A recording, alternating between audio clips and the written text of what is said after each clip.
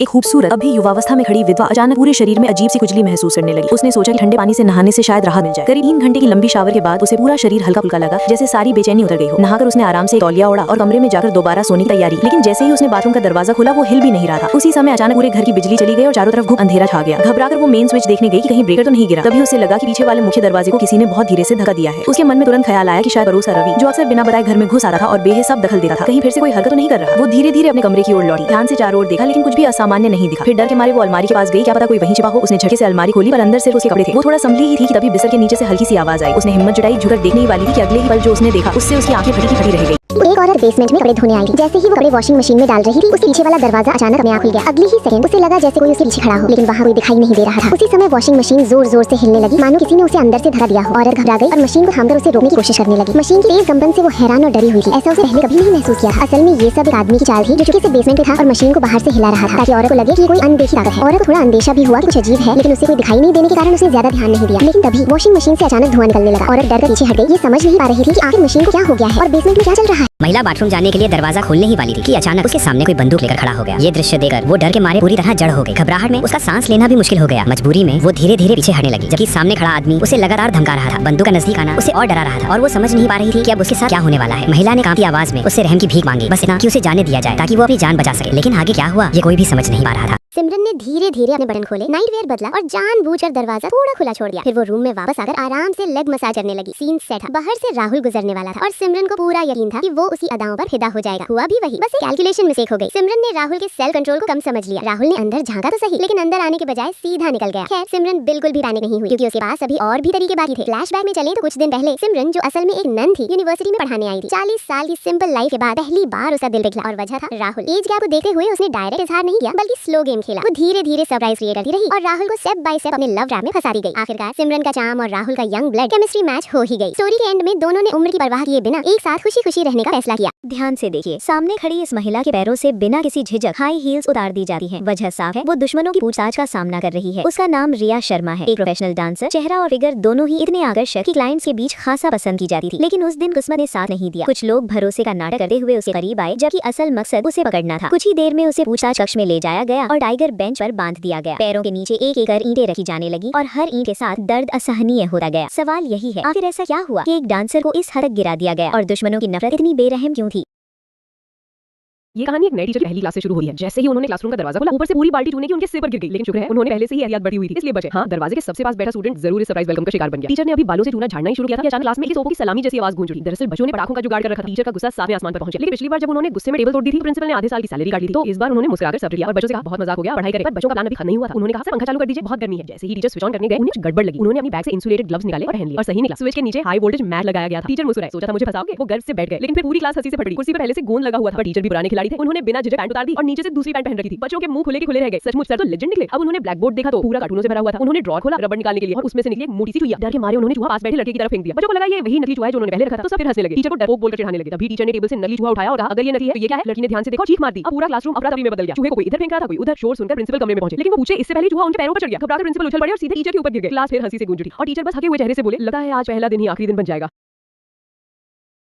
इस कहानी में ये किडनैपर तो पूरा पागल निकला। एक गोली में काम खत्म हो जाता, पर इसकी टेढ़ी दिमागी हालत देखकर लगा जैसे इस औरत को तंग करना ही इसका शौक है। ऊपर से औरत खूबसूरत थी तो इसका पागलपन और बढ़ गया। लेकिन जैसे ही किडनैपर जरा सा भी लापरवाह हुआ, लड़की ने मौका पकड़ लिया। उसने जोर से लॉक की हुई आयरन कैबिनेट खोली और एक जोरदार किक मारकर किडनैपर को सीधे उड़ाकर गिरा दिया। कुछ ही सेकंड में उसे चकरा दिया और वो तुरंत भाग निकली। वो बाहर आकर मदद के लिए फोन करने ही वाली थी, तभी दूसरा किडनैपर सामने आ गया। उसने बंदूक तान दी, पर लड़की ने खुद ही से पहले ही ट्रिगर दबा दिया। एक और खतरा खत्म। अब वो आखिरी किडनैपर की तलाश में ऑपरेशन रूम में पहुंची। उसने उसे आदेश दिया कि बंदूक नीचे रखो और पैरों से इधर की तरफ सरकाओ। वो धीरे धीरे झुककर बंदूक उठा रही है। उसकी नजरें लगातार किडनैपर पर टिकी हुई हैं। मास्क उतारो, वो कह रही है। किडनैपर बोलता है अगर तुमने मेरा चेहरा देख लिया तो मुझे तुम्हें खैर छोड़ो। उधर लड़की उसके फोन पर हाथ मारी है और पुलिस को कॉल करने लगी है। लेकिन कहानी में एक और ट्विस्ट आ जाता है। कुल मिलाकर ये फिल्म एक दमदार क्राइम थ्रिलर है। अगर आपको तेज रफ्तार ट्विस्ट भरी फिल्में पसंद है तो ओरिजिनल जरूर देखना, मजा आ जाएगा। अंजलि बस सड़क किनारे फ्रेश होने ही वाली थी कि अचानक जमीन हिलने लगी। वाइब्रेशन महसूस होते ही डर के मारे उसका प्रेशर गायब हो गया। उसने तुरंत जमीन से अपनी गन उठाई और रेल की पटरी पर बैठकर चेक किया। पटरी की थरथराहट बता रही थी कि एक हाई स्पीड ट्रेन तेजी से आ रही है। करीब 100 मीटर दूर पटरी पर एक मोड़ देकर वो अपने साथी राहुल के साथ उधर भागी। प्लान सिंपल था, ट्रेन मोड़ पर स्लो होगी तो वो चढ़ जाएंगे और उन हंटर्स से बच निकलेंगे जो इनकी जान के पीछे पड़े हैं। अंजलि काफी फुर्तीली थी। उसने एक जंप मारी और ट्रेन पर चढ़ गई। लेकिन भारी भरकम राहुल के लिए ये आसान नहीं था। आखिरकार अंजलि ने हाथ देकर उसे मुश्किल से ऊपर खींचा। अभी वो ठीक से सांस भी नहीं ले पाए थे कि डिब्बे के अंदर से एक अजीब सी आवाज आई। दोनों ने अपनी गन्स रेडी की और धीरे धीरे आगे बढ़े। लेकिन जो मंजर उन्होंने वहां देखा उससे वो पूरी तरह सन्न रह गए।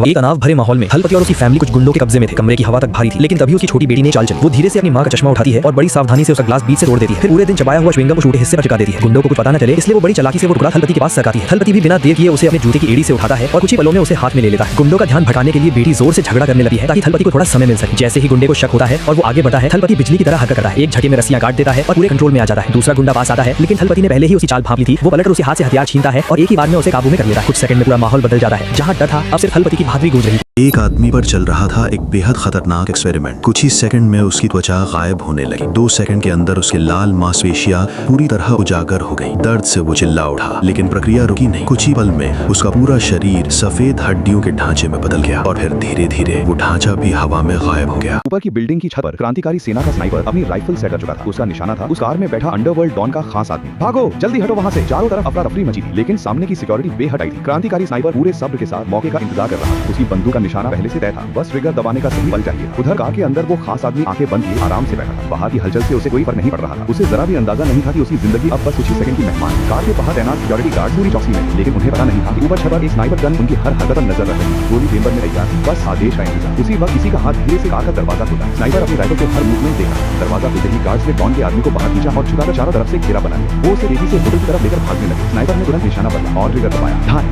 गोली ने गार्ड के घेरे में एक खुला रास्ता बना दिया। बाकी सिक्योरिटी ने पलटकर जवाब दिया, लेकिन उसी पल एक और गोली चली। एक और गार्ड जमीन पर गिर पड़ा। अब सभी की नजर ऊपर छत की तरफ उठी, लेकिन क्रांतिकारी को मौका देना उनकी सबसे बड़ी गलती थी। उसने तुरंत दोबारा गोली भरी और अगला शॉट सीधा निशाने पर लगाया, सीधे दुश्मन के माथे के पार। जैसे ही खाली खोल जमीन पर गिरा, छत पर सन्नाटा छा गया। सिक्योरिटी टीम को तब एहसास हुआ कि हमला ऊपर से हुआ है। उन्होंने फायर खोला, पर तब तक स्नाइपर झुक चुका था। उसने फटाफट अपनी राइफल खोली, सारे पार्ट्स केस में रखे, लॉक लगाया और धुएं और गोलियों के बीच बिना पीछे देखे वहां से निकल गया। रुको, पकड़ो उसे, आवाजें गूंजती रहीं, पर वो जा चुका था। ऐसी कोल्ड ब्लडेड प्रोफेशनलिज्म देकर बस यही कहना बनता है। अगर आपको ये कहानी पसंद आई तो लाइक करें, सब्सक्राइब करें और पार्ट 2 मिस मत करना। भारतीय जवान और दुश्मन का स्नाइपर आमने सामने भिड़ गए थे। दोनों की निशानेबाजी इतनी जबरदस्त कि कोई भी पीछे नहीं हट रहा था। तभी जवान ने देखा कि उसके पास सिर्फ एक ही गोली बची है। उसने तुरंत ही चाल सोची। उसने जानबूझकर वो गोली बंदूक में डाली और पहले एक खाली शॉट चला दिया। दुश्मन को लगा कि अब जवान के पास गोलियां खत्म हो चुकी हैं। उसने मौका देकर गोली चलाई, जो जाकर जवान के बाईं कंधे में लगी। दर्द से कराते हुए जवान जमीन पर गिर पड़ा, लेकिन उसी पल उसने चुके से बंदूक में फिर से गोली लोड कर ली। उसने अपने हथियार के सहारे खुद को संभाला और घायल होकर वहीं बैठ गया। कंधे से लगातार खून बह रहा था। ये देखकर दुश्मन थोड़ा रिलैक्स हो गया और बेफिक्री में उसकी तरफ बढ़ने लगा। उसे क्या पता था कि ये सब जवान की सोच समझकर बनाई हुई चाल थी। कुछ ही पलों में दुश्मन पीछे से उसके सिर पर बंदूक तान देता है और उसे नीचा दिखाने की कोशिश करता है। लेकिन एक सच्चा स्नाइपर हमेशा जानता है कि उसकी बंदूक में गोली है या नहीं। जैसे ही दुश्मन ट्रिगर दबाने वाला था, जवान ने अचानक अपने पैर से ट्रिगर खींच दिया और फिर धाएं। गोली जवान के घायल कंधे को पार करती हुई सीधे दुश्मन के सिर में जा लगी। वो हैरान होकर जवान की तरफ देखा रह गया और अगले ही पल जमीन पर ढेर हो गया। ऐसे जज्बे और दिमाग के लिए उस बहादुर सैनिक को सलाम। अगर आपको ये कहानी पसंद आई तो लाइक करें, सब्सक्राइब करें और तैयार रहें पार्ट 2 देखने के लिए।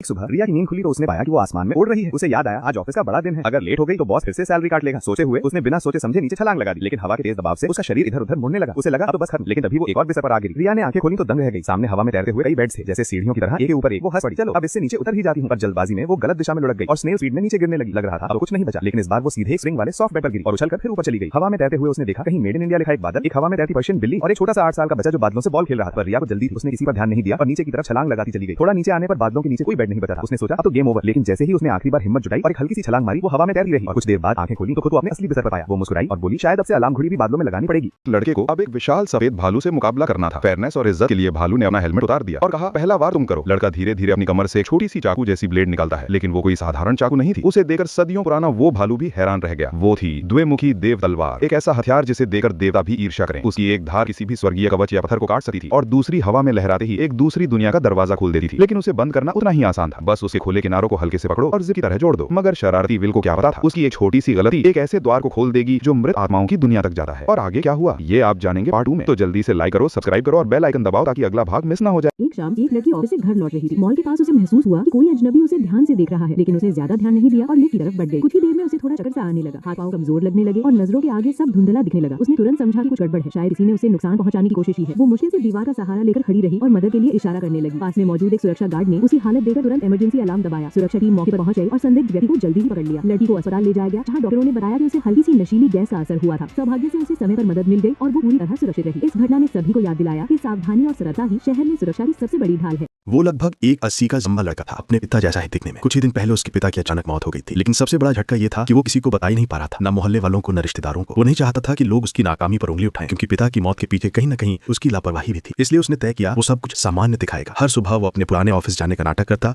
और दोपहर तक घर लौटकर कुछ बनावटी काम करता रहता। लोगों को लगता था कि वो बेरोजगार है, लेकिन अब कुछ नया कर रहा है। असल में वो खुद को झूठ की एक दीवार के पीछे छुपा रहा था। धीरे धीरे ये झूठ उसके जीवन का हिस्सा बन गया। किराने वाले से लेकर उसके चाचा तक सबको उसने एक नई कहानी सुनाई कि उसके पिता नाराज होकर अपनी पुरानी पत्नी के घर चले गए हैं। उसकी आवाज में इतनी सच्चाई थी कि लोग यकीन कर लेते, लेकिन झूठ ज्यादा दिन टिकता नहीं। एक दिन मोहल्ले के बुजुर्ग ने दरवाजा खटखटाया। बेटा नीचे से पानी रिस रहा है, जरा देखना। उसका दिल धड़क उठा। उसे लगा जैसे उसके सारे राज बहकर नीचे चले जाएंगे। वो जल्दी से नीचे गया, बहाना बनाया, अंकल पाइप फट गया था, संभाल लिया है। बात टल गई पर मन की बेचैनी पड़ गई। कुछ दिन बाद उसके चाचा का फोन आया, तुम्हारे पापा का नंबर लग नहीं रहा है, सब ठीक है ना? वो हड़बड़ा गया। अब सच छुपाना और मुश्किल हो गया था। जब चाचा घर आए और बात बात में उसके कमरे की तरफ बढ़े, वो फूट पड़ा, पापा अब नहीं रहे। लेकिन चाचा ने उसकी बात कुछ और समझ ली। उन्हें लगा पिता सिर्फ गुस्से में घर छोड़कर चले गए हैं। वो उसी गलतफहमी में उसे समझाने लगे। वो चुप रहा, बस सिर झुका लिया। उसने देखा कभी कभी झूठ किसी को दर्द से बचा भी लेता है, लेकिन खुद घोष से कभी नहीं बचाया जा सकता। ये कहानी है एक ऐसी राजकुमारी की जिसे कभी भी मॉर्निंग मूड नहीं होता था। हर सुबह उठे ही वो अपने दिन की शुरुआत मोती से चेहरा धोकर करती, वो भी आम मोती नहीं बल्कि चमकदार और इंद्रधनुषी जादुई मोती से। उसका चेहरा हमेशा नर्म, दमका और शफाफ रहता था। चेहरा धोने के बाद वो अपने प्यारे साथी गोल्ड ईटर यानी एक छोटा जादुई जीव के साथ बाहर टहलने निकलती। धूप सुनहरी थी, हवा में समंदर की खुशबू थी, हर चीज शांति और उम्मीद से भरी लग रही थी। वो दिन कुछ और खास था क्योंकि राजकुमारी ने दूर से अपने पसंदीदा युवक को देखा जो मोती इकट्ठा करने के काम में व्यस्त था। वो झिझक हुए मुस्कुराई, कुछ पल के लिए उसकी तरफ बढ़ी, लेकिन फिर याद आया आज उसे एक और जरूरी काम करना है। वो उस ग्रह की राजकुमारी थी जहाँ लोग मोती की ऊर्जा से अपना संसार स्थिर रखते थे। जितने ज्यादा मोती उतनी मजबूत उनकी दुनिया। महल से बाहर रानी आई। उन्होंने अपनी हथेली मोतियों के ऊपर रखी। सबसे शक्तिशाली मोती चुनने के लिए वो था आकाश मोती, बड़ा, चमकदार और ऊर्जा से भरा। रानी ने वो मोती राजकुमारी को सौंपा। राजकुमारी ने उसे अपनी गोल्ड ईटर साथी के मुंह में रखा और देखते ही देखते उस मोती की ऊर्जा पूरे जलाशय में फैल गई। धीरे धीरे पूरा ग्रह अब उस रोशनी से चमकने लगा। हर घर, हर कोना शांति और शक्ति से भर गया। राजकुमारी ने मुस्कुराकर आसमान की ओर देखा। उसे लगा जैसे पूरा ब्रह्मांड उसके साथ मुस्कुरा रहा हो। वो पल शांति, उम्मीद और प्रेम से भरा था।